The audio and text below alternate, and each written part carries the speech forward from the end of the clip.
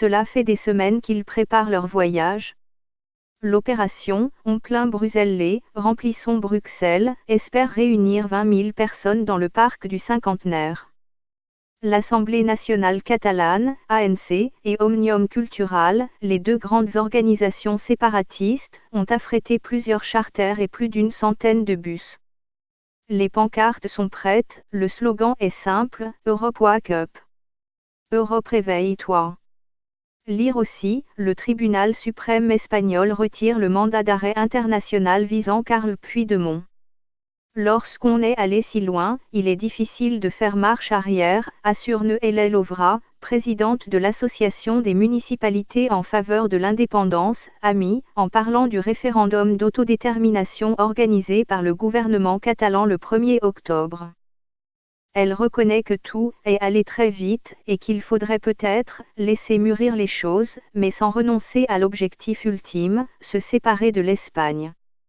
L'AMI regroupe 787 des 947 municipalités catalanes.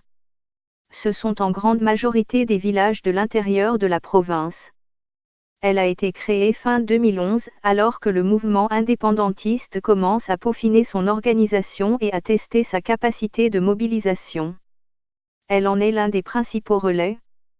La République est entrée dans l'imaginaire collectif de la Catalogne, affirme Joan Rabaseda, maire du village d'Arenys de Munt.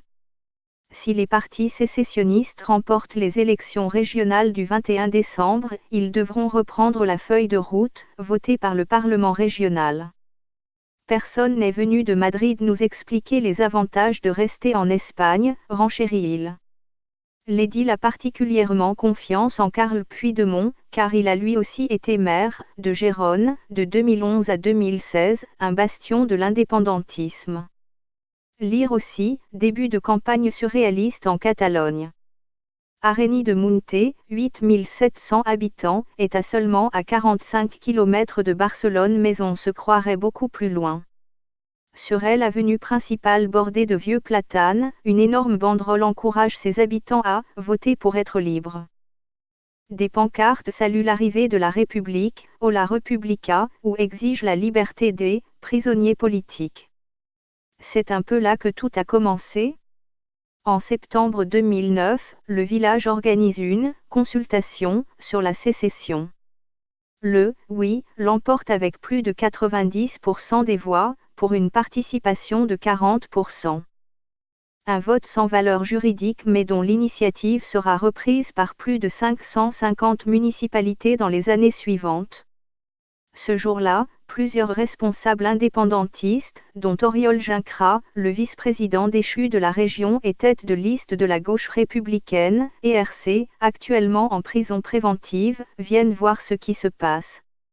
C'est ici qu'ils ont appris que l'on pouvait gagner par les urnes, raconte M. Rabaseda. Il en garde une belle photo dans son livre d'honneur, dédicacé par M.